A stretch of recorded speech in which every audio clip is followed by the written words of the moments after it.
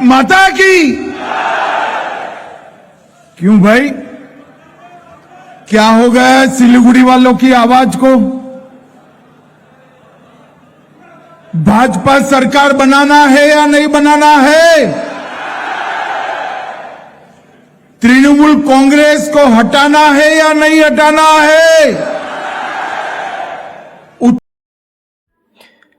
पश्चिम बंगाल के सिलीगुड़ी में बीजेपी कार्यकर्ताओं को संबोधित करते हुए केंद्रीय गृह मंत्री अमित शाह ने पश्चिम बंगाल की ममता बनर्जी सरकार पर तीखा हमला बोला है।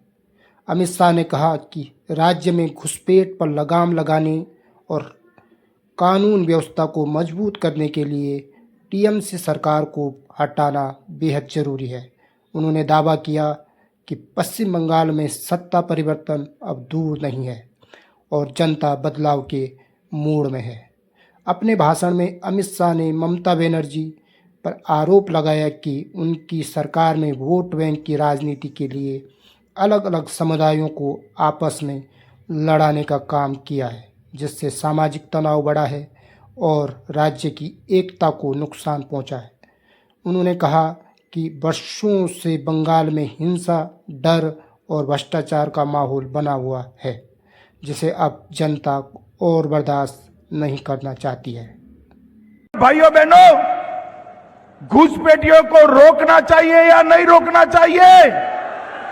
अरे जोर से बोलो, रोकना चाहिए या नहीं रोकना चाहिए? ये ममता दीदी कहती है कि केंद्र सरकार क्या करे। मैंने पार्लियामेंट में जवाब दिया था कि बाढ़ लगाने के लिए, फेंसिंग करने के लिए ममता बनर्जी आप हमें जगह नहीं दे रही हो, भूमि नहीं दे रही हो, इसके कारण फेंसिंग पूरी नहीं होती। नदी नाले से, दुर्गम पहाड़ों से जो घुसपैठिए आते हैं उनको आपका पटवारी रोकता नहीं है, आपका पुलिस वाला रोकता नहीं है, और आप यहां से फर्जी डॉक्यूमेंट बनाकर उनको पूरे देश भर में भेज रही है। हाई कोर्ट के आदेश के बाद भी ममता बनर्जी बॉर्डर फेंसिंग के लिए भूमि नहीं देंगी, क्योंकि उनका वोट बैंक घुसपैठिया है। अगर 31 मार्च तक हमें भूमि नहीं मिलती है तो अप्रैल में भाजपा का मुख्यमंत्री आने के बाद हम पूरी बॉर्डर फेंसिंग करवा देंगे।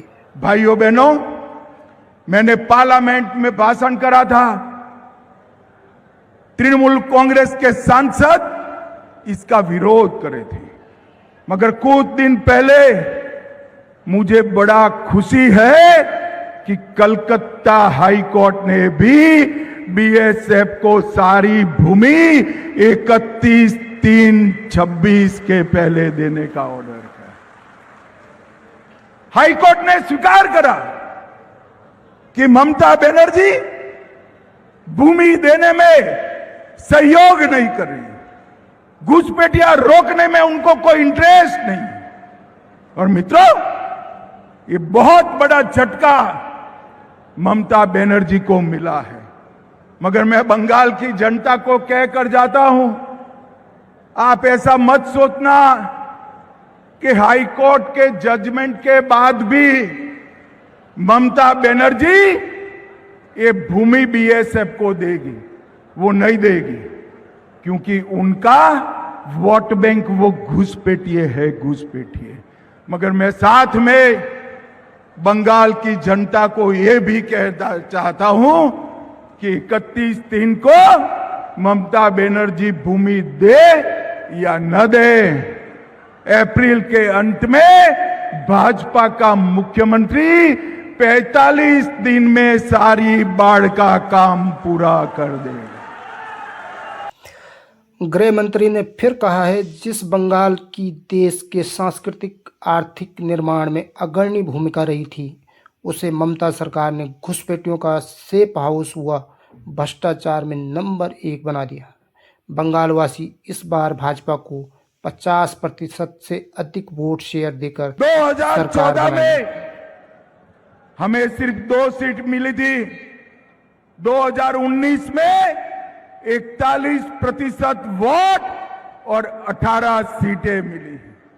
2024 में 39% वोट मिला है और 2021 की विधानसभा में 38% वोट और 77 सीटें लेकर शुभेंदु अधिकारी हमारे विपक्ष के नेता बने हुए विपक्ष के नेता। ममता दीदी, अब हमें तो 38% से 45% का जंप लगाना है। आप एक बार देखना, भारतीय जनता पार्टी का वोट शेयर 50% से ज्यादा होने वाला है और प्रचंड बहुमत से हमारी सरकार बनने वाली है।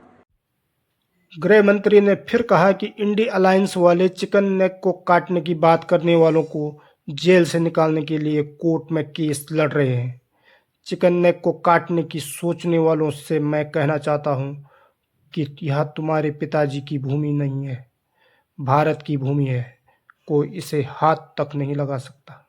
कुछ दिन पहले कुछ लोगों ने दिल्ली में नारे लगाए कि चिकन नेट को हम काट देंगे। क्यों भाई, कैसे काटोगे? ये कोई पिताजी का भूमि है क्या? ये भारत का भूमि है, कोई इसको हाथ नहीं लगा पाएगा। दिल्ली की पुलिस ने उनको जेल की सलाखों के पीछे डाल दिया। इंडी अलायंस वाले उनको छुड़वाने के पीछे पड़े। सुप्रीम कोर्ट तक उनके सांसद इनकी पैरवी करने के लिए गए, मगर अंत में तो सत्य का विजय होता है।